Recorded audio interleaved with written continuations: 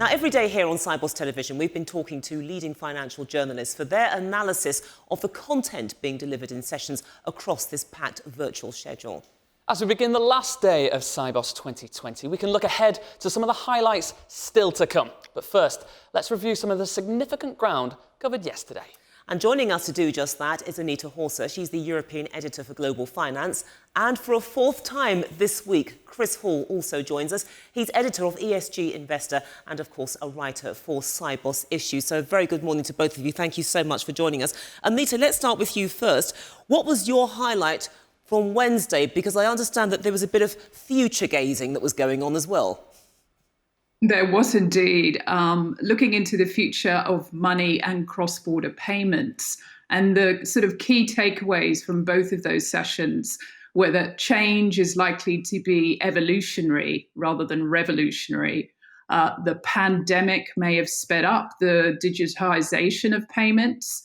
I think one of the speakers was saying how it'd taken them 8 years to convince one of their customers to go electronic for payments. But now, that customer and many others were transacting using multiple electronic devices. But it seems like there's going to be no silver bullet for solving some of the complexities in the $150 trillion payment business. To send money from London to Vietnam still has to go through 16 separate stages. And despite the best efforts of the industry, including Swift's GPI, maybe we just need to accept that cross-border payments will never be as smooth as domestic payments, given the multiple KYC and compliance checks and time zones that they need to go through. And then with respect to the future of money, I think it was interesting to discover that money is even more complex than we initially thought. Money is plural. It's not just about dollars and pounds. Money can take many different forms. And in future, they were talking about not machines, not humans, making payments between one another. So a fridge ordering milk, and the fridge would decide what basket of currencies would be used. You also listened in on the future of money as well, Chris, but you're a man that's been spread across Sibos like a warm comfort blanket. So switching our focus onto something else, what stood out for you elsewhere on Wednesday? Well, that's right. I think one of the things that I found particularly interesting, useful, obviously you come to Sibos to really kind of get an understanding of the overall direction of the industry, and that was almost done entirely in one session for me yesterday, which was a Sibos Academy session called "The Technological Revolution in Financial Services," which is also the title of a new book that's been put together by a couple of Canadian academics with a strong background in the finance sector, with the help of the Swift Institute. And yesterday they looked at that they, with the help of 3 of the kind of chapter authors of that new book, kind of looked at various aspects of where the industry is going, particularly focusing on disruption, regulation, and diversity.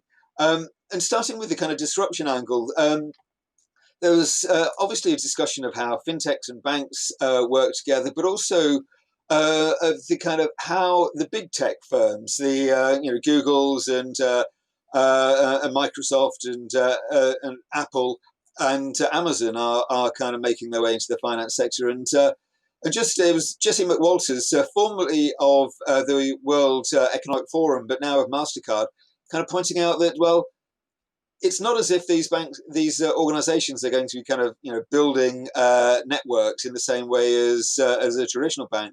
They're already there in the infrastructure of the finance sector, whether that's through Azure or Amazon Web Services that so many firms rely on, but also at different layers in the kind of ecosystem. So that was useful, but also Brenda Trenoden of PwC looking at diversity issues, which obviously kind of looks forward to a lot of today's agenda. And she was asked really whether the finance sector faces the same issues as other industries in terms of increasing the level of kind of racial and gender diversity in the top levels, or whether there's something specific to the finance industry that makes it a particular challenge. And she did kind of suggest that actually the kind of traditional kind of compensation culture, the way the kind of the importance of bonuses in the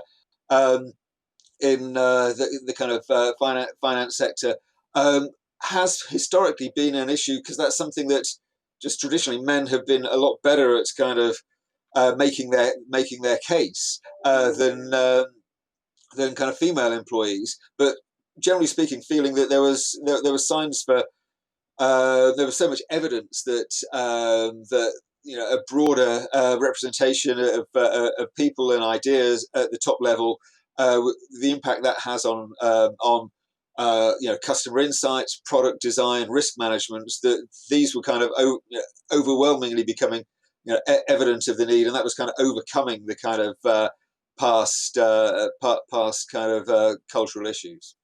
And Anita, very briefly, this is the last day of Sibos 2020, but when you look back at the event, from what we've seen in the week, what are the highlights that really stand out for you? There were two sessions. One on Monday, contrarian views on digitization, and one on Tuesday, which posed some ethical dilemmas around digitization and automation. And it was a very interactive session, asking questions such as, is it sexist to offer financial services specifically to women? Should we use money to buy people's compliance? Should we make investment decisions that are more or less automated? So I think that session provided a great sort of reality check as we sort of hurtle towards this supposedly, fast pace of digitization. Maybe we need to stop and think about some of the ethical implications of that.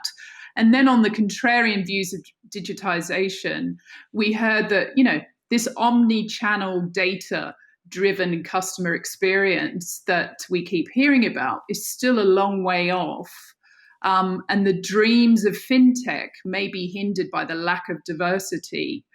And Louise Maynard Atom from Experian sort of was talking about how up until now, most organizations had a patch mentality. They'd try to get away with doing what they could to keep their shareholders happy, but maybe they should think about how they can fix things before they catch fire. So that they were two very interesting sessions for me.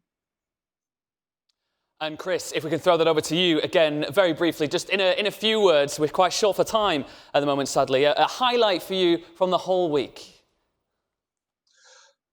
Well, Johnny, I'm not sure that I think it's probably the case that the best is yet to come. Certainly from a ESG investor perspective, the whole of this morning's agenda on banking for humanity, including Anita's own session that she'll be moderating on the triple bottom line as a driver for sustainable business. I think this could be the best day yet.